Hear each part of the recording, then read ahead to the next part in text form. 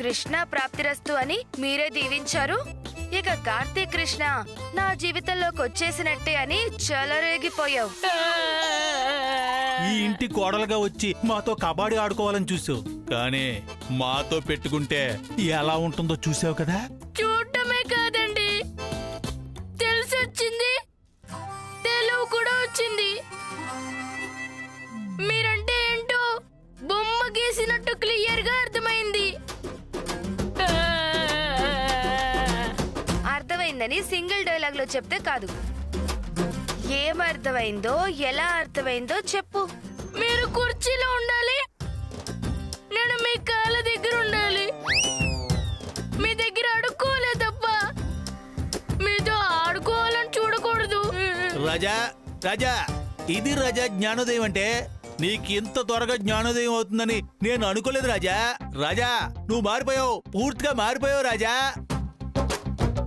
ఇప్పుడు నువ్వేం చెయ్యాలి, మేమేం చెయ్యాలి? నేను ఏడవాలి, మీరు ఆనందంతో ఎగరాలి.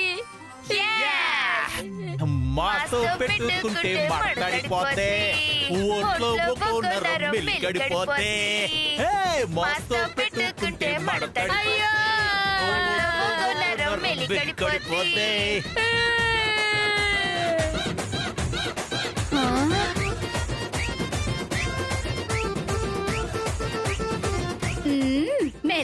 మెలకడిపోద్ది కానీ రాధికమ్మ ఒంట్లో నరం మెలకడిపోవడం కాదండి. ఆవిడ మీ పేగులు మెల్ల వేసుకుని పిడేలు వాయించేద్ది, పిడేలు. పెచ్చదానా, రాధికి ఇప్పుడు చచ్చిన చేపే, అది మమ్మల్ని ఏం చేస్తుంది? అక్కడే మీరు క్రీజులోనూ కాలెట్టారు. ఆ రాధికమ్మ ఆడ విక్రమార్కురాలు. కార్తిక్ బాబు వద్దు అన్నంత మాత్రాన ఆవిడ ఊరుకోదు, వదిలిపెట్టదు. ఏదో ఒకటి చేసి కార్తిక్ బాబును పెళ్లి చేసుకునేదాకా నిద్రపోదు. ఆ రాధికమ్మ ఈ ఇంటికి కోడలవడం, మీ మెడలకి కొడవలవడం గ్యారంటీ. అయినా నేను చెప్పడం ఎందుకు, మీ ఫ్యూచర్ మీకే కనబడింది కదా. కూసంత ఏటింగ్ చెయ్యండి, బొమ్మ కనబడుతుంది. మాతో పెట్టుకుంటే మడతడిపోద్ది, ఒంట్లో ఒక నరం మెలికడిపోద్ది.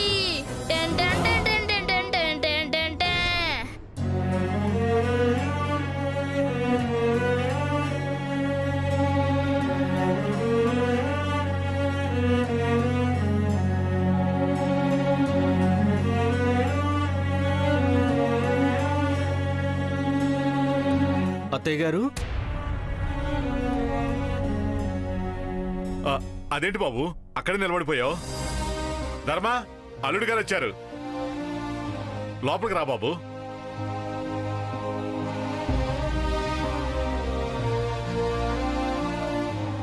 రండి బాబు, కాఫీ తీసుకొస్తాను, మీరు కూర్చోండి. లేదత్తయ్య, మీ అమ్మాయి మరోసారి లాయర్ నోటీస్ పంపించింది. ఏం చేయాలో అర్థం కావట్లేదు.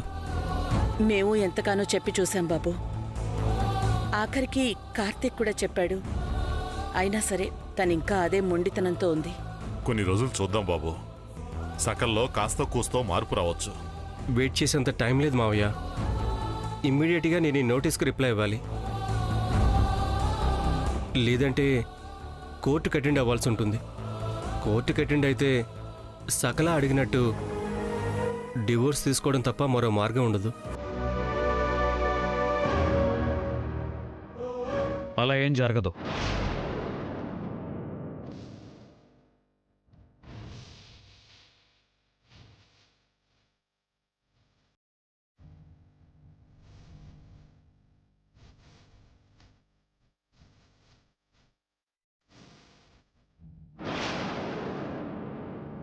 మీరు డివోర్స్ తీసుకునే పరిస్థితి రాదు, నేను రానివ్వను. అది కాదు బావా, సకల ఒప్పుకోవాలి కదా. డివోర్స్ తీసుకోవటం నీకు ఇష్టమా? ఇద్దరు అంగీకారం ఉంటేనే కోర్టు డివోర్స్ ఇస్తుంది, లేదంటే కొన్ని రోజులు ఇద్దరికీ కౌన్సిలింగ్ ఇప్పిస్తుంది. ఆ కౌన్సిలింగ్ ఏదో ఇక్కడే స్టార్ట్ చేద్దాం. మీ అక్క అంత తేలిగ్గా ఒప్పుకుంటుందా బావా? అర్థమయ్యేలా చెప్తే శత్రువులే వింటారు, మనవాళ్ళు వినరా. మీకు డబ్బు లేదనే కారణంతో తను డివోర్స్ తీసుకోవాలనుకుంటుంది.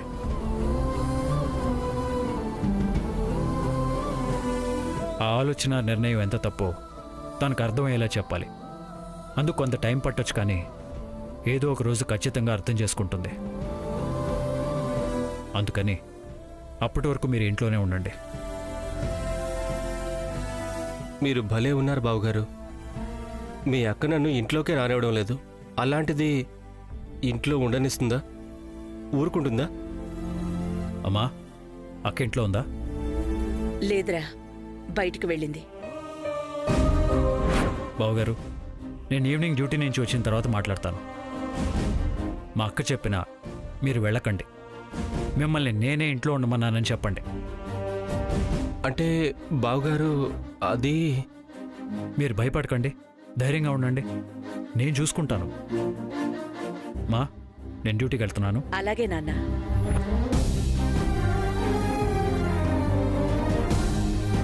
అయితే విడాకుల కార్యక్రమం లేనట్టేనా? ఓ అంకిత, సకాల నిర్ణయానికి వ్యతిరేకంగా వెళ్ళడం అంటే డైరెక్ట్గా సునామీకి ఎదురు వెళ్ళడమే. చూస్తా ఉండు, నట్టింట్లో కురుక్షేత్ర యుద్ధం జరగబోతుంది.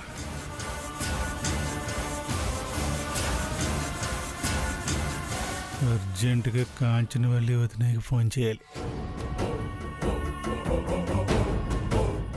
కాంచనవల్లి వదినాయ్, నీకు ఈ ఇన్ఫర్మేషన్ పనికొత్తది వదినాయ్. ఆ ఇంటెలుడు విడాకుల కోసం ఇంట్లోకి వచ్చేసాడు వదినాయ్. వదినాయ్, ఓకే, అలాగే వదినాయ్.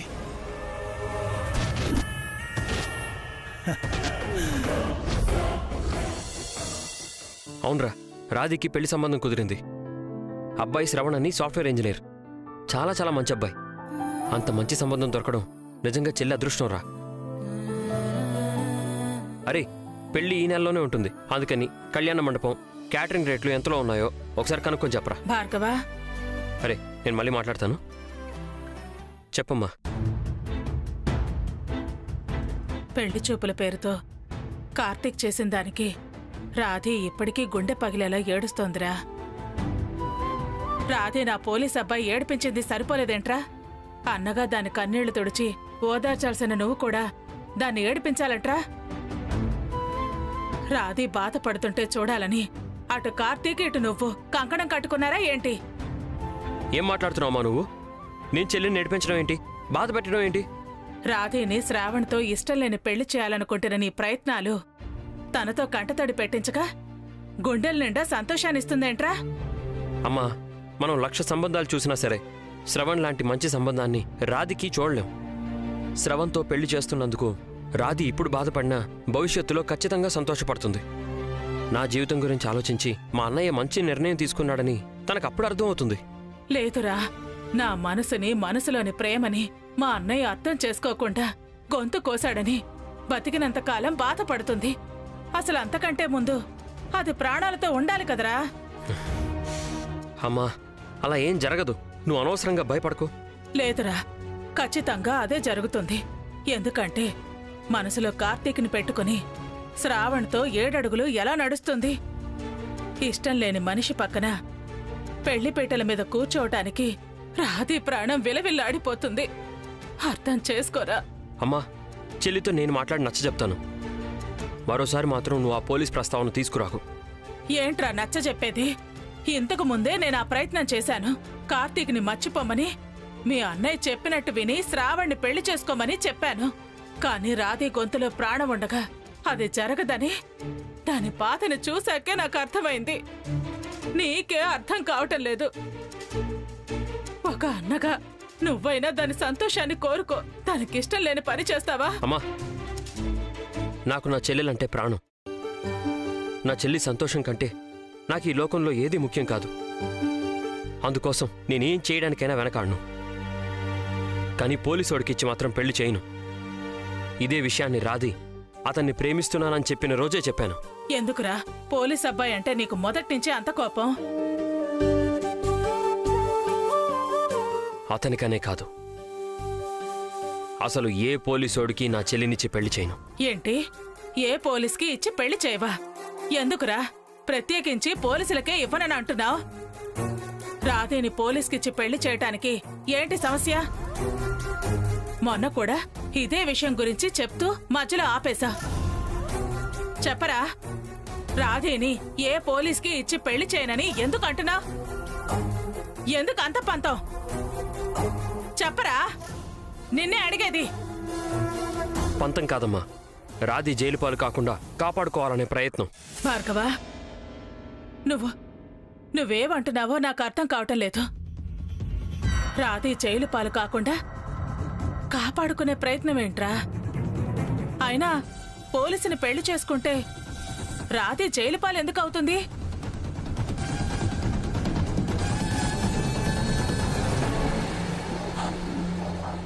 నాలుగేళ్ల క్రితం రాధి చేసిన కారు యాక్సిడెంట్ గుర్తుందిగా?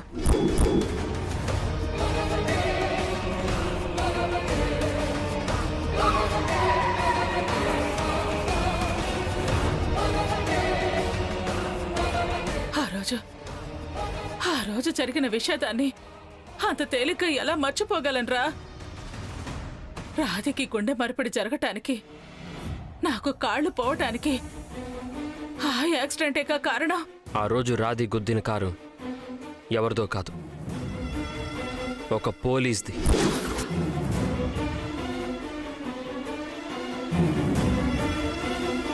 ఆ యాక్సిడెంట్ కేసు ఇప్పటికీ పోలీస్ స్టేషన్లో అలాగే ఉంది. నువ్వేం చెప్తున్నావో నాకు అర్థం కావటం లేదు. ఆ యాక్సిడెంట్ జరిగి 4 ఏళ్లైంది. ఆ విషయాన్ని పోలీసులు ఎప్పుడో మర్చిపోయి ఉంటారు కదరా? ఎలాంటి ఆధారాలు దొరక్కాగిపోయారమ్మా, అంతేకాని ఆ కేసుని వదిలేలేదు, మర్చిపోలేదు. అయినా యాక్సిడెంట్కి రాధేని కార్తీక్ ఇచ్చి పెళ్లి చేయనని చెప్పడానికి కారణం ఏంటి?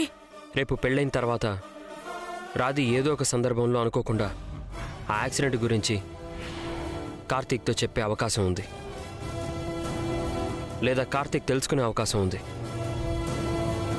ఆ కార్తీక్ చాలా సిన్సియర్ పోలీస్ ఆఫీసర్ కాబట్టి తాళి కట్టిన భార్య కంటే ఒంటి మీదున్న యూనిఫామ్కి ఎక్కువ వాల్యూ ఇస్తాడు. తన చేతులతో తానే రాధిని అరెస్ట్ చేసి జైలుకి పంపిస్తాడు. రాధికి అలాంటి పరిస్థితి రాకూడదనే తను పోలీస్ని పెళ్లి చేసుకోవడానికి వీల్లేదని ఇంత బలంగా చెప్తున్నాను.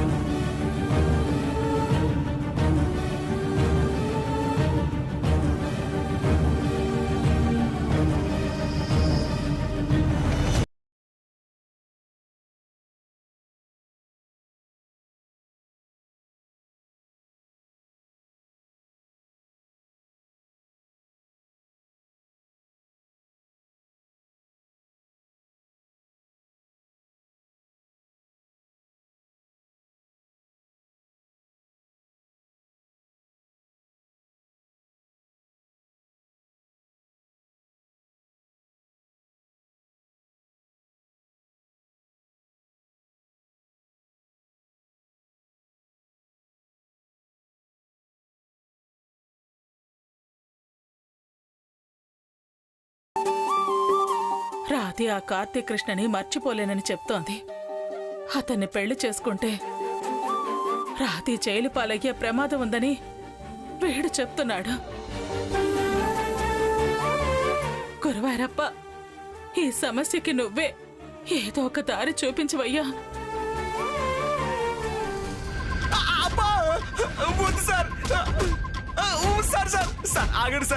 రేయ్, కిడ్నాప్ చేసిన బాబుని ఎక్కడ దాచిపెట్టారో మర్యాదగా చెప్పండి. చెప్పండి.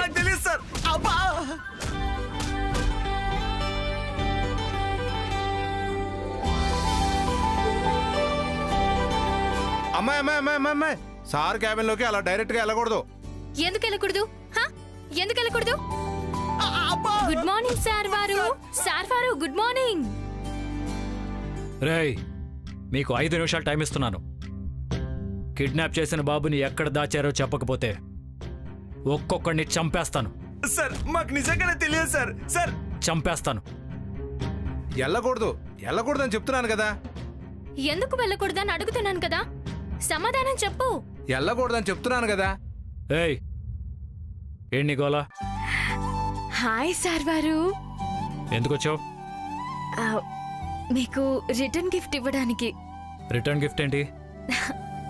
పోండి సార్ వారు, మీరు కావాలని అడుగుతారో లేదంటే కామెడీగా అడుగుతారో తెలియదు కానీ మొత్తానికి ఏమీ తెలియనట్టు భలే అమాయకంగా అడుగుతారు సార్ వారు. సోదాపి విషయం ఏంటో చెప్పు. వస్తున్నా సార్ వారు, అక్కడికే వస్తున్నా. నిన్న మీరు సూటు బూటు వేసుకుని పట్టపగలు మా ఇంటికొస్తే మీ మనసు మారి నన్ను పెళ్లి చూపులు చూడ్డానికి వచ్చారనుకుని సిగ్గుతో పిల్లి ముగ్గులు ఎలుక ముగ్గులు వేశాను. కానీ మీరు వెంటనే సీరియల్లో ట్విస్ట్ లాగా 1 సెకండ్ అని చెప్పి బయటికెళ్లారు. మీ ఫ్రెండ్ని తీసుకొచ్చి నన్ను పెళ్లి చేసుకోమని షాక్ ఇచ్చారు. అందుకే మీకు కూడా షాక్ ని రిటర్న్ గిఫ్ట్ గా ఇద్దామని తీసుకొచ్చి బయట పెట్టాను. ఏం మాట్లాడుతున్నావు నువ్వు? షాక్ ఏంటి, బయట పెట్టి రావడం ఏంటి? అయ్యో కృష్ణ, అంటే అన్నానంటారు గాని అంత కంగారు కాయకు. అలా బయటికి గోయింగ్ చేసి లుక్ వేయండి. నేను దాచిపెట్టిన షాక్ ఏంటో కరెంటు షాక్ లో మీకే కొట్టుద్ది. అసలు షాక్ అక్కడుంది సార్ వారు, ఇక్కడంత షాక్ అవ్వాల్సిన అవసరం లేదు. సరదాగా బయటికి వెళ్ళిరండి, వచ్చాక సీరియస్ గా మాట్లాడుకోవాల్సిన విషయాలు కొన్ని ఉన్నాయి. అబ్బా అలా డౌట్ గా చూడకండి, త్వరగా వెళ్ళండి స్వామి, టైం లేదు.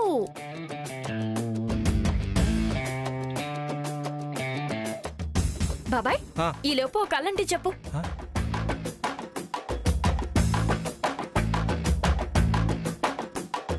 ఆ వసపెట్టి నన్ను బయటికి వెళ్ళరమ్మని ఎందుకు చెప్పింది?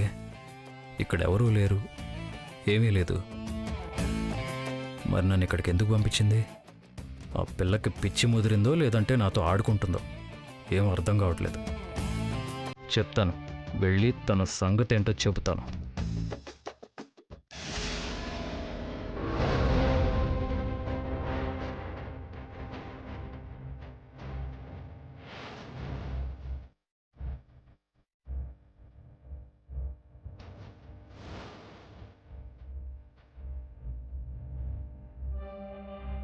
శ్రవణ్,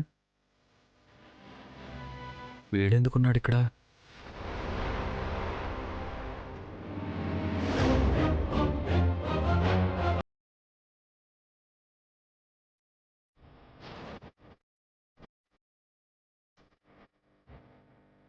శ్రవణ్, నువ్వేంట్రా ఇక్కడ? అయినా లోపలికి రాకుండా బయటే నిలబడ్డావేంటి?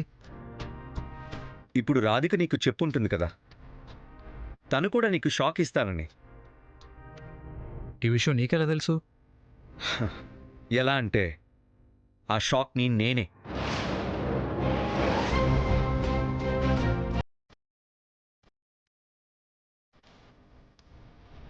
నువ్వేమంటున్నావు నాకు అర్థం కావట్లేదు. అర్థం కావాలంటే రాధిక మా ఇంటికి వచ్చిన విషయం నీకు తెలియాలి.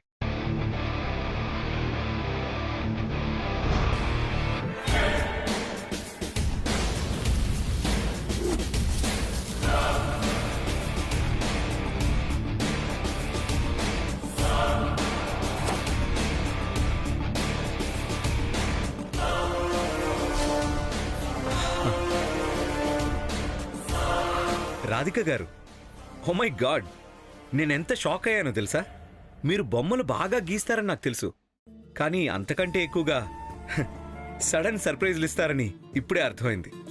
మీరిలా మా ఇంటికి వస్తారని నేను అస్సలు ఎక్స్పెక్ట్ చేయలేదు. రాక తప్పలేదు. ఏమైంది రాధిక? మీతో మాట్లాడాలి. ష్యూర్, పదండి, ఇంట్లో కూర్చొని కాఫీ తాగుతూ మాట్లాడుకుందాం. కమ్. నేను కాఫీ తాగడానికి రాలేదండి.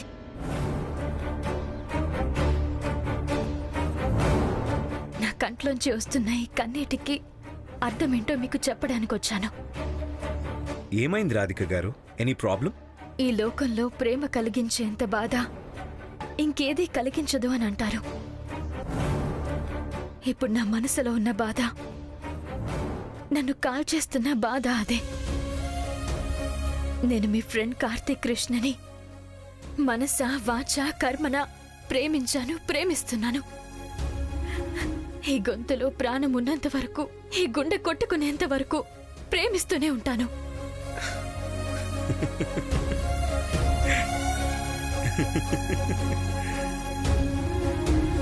నేను నా బాధ గురించి చెప్తుంటే మీరు నవ్వుతారేంటండి? మీ గురించి మీ ప్రేమ గురించి కార్తీక్ నాకు ఆల్రెడీ చెప్పాడు. అది ప్రేమ కాదు రాధిక గారు, అది జస్ట్ ఇన్ఫాక్చుయేషన్. అంటే ఆకర్షణ. చిన్నపిల్లలకి ఏదైనా కొత్త వస్తువును చూసినప్పుడు ఒక తెలియని ఆకర్షణ కలుగుతుంది. అలాగే తెలిసి తెలియని వయసులో ఉన్న పిల్లలకి ఎవరైనా సినిమా హీరోలను చూసినప్పుడు ఆకర్షణ కలుగుతుంది. ఆ టైంలో వాళ్ళు దాన్ని ప్రేమ అని ఫీల్ అవుతారు. కానీ కొన్ని రోజులు పోయాక దాని గురించి రియలైజ్ అవుతారు. ప్రస్తుతం కార్తీక్ మీద మీకున్నది కూడా అలాంటి ఆకర్షణే. మీరు చిన్నపిల్లల అల్లరిగా సరదాగా ఉంటారు. ప్రేమకి ఆకర్షణకి తేడా తెలియని మెంటాలిటీలో ఉన్నారు.